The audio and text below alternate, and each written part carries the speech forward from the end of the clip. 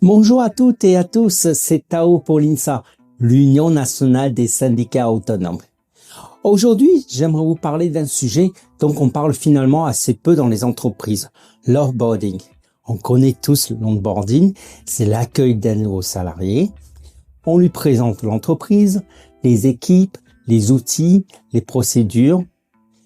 Mais lorsqu'un salarié quitte l'entreprise, que ce soit pour une mobilité, une retraite, une démission ou un nouveau projet professionnel, il existe aussi une étape importante, l'offboarding. L'offboarding, c'est tout simplement l'accompagnement du salarié lors de son départ.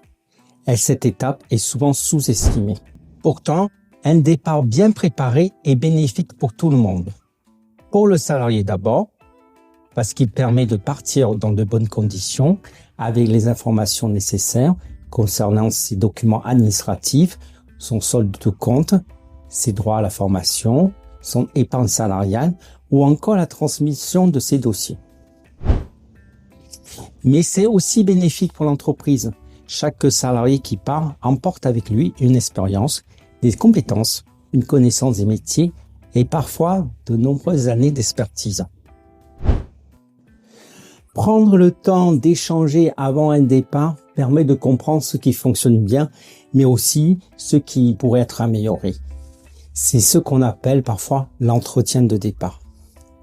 Un moment d'écoute qui peut être précieux pour l'entreprise, car derrière chaque départ, il y a souvent des enseignements utiles.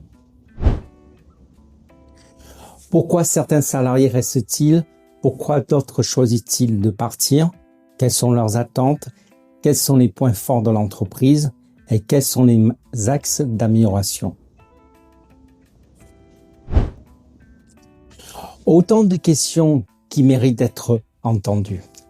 À l'INSA, nous pensons que le respect d'un salarié ne s'arrête pas à son dernier jour de travail.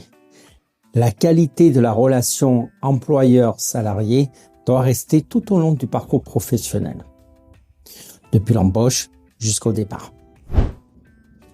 Un offboarding réussi, c'est une transmission organisée, une information claire sur les droits du salarié, une écoute respectueuse et une sortie professionnelle dans de bonnes conditions. Parce qu'un salarié qui quitte l'entreprise reste aussi un ancien collègue, un ancien ambassadeur et parfois même un futur collaborateur. Alors, n'oubliez pas qu'une belle fin de parcours est souvent le reflet d'une belle culture d'entreprise. Merci pour votre attention. C'était Tao pour l'INSA et je vous dis à bientôt.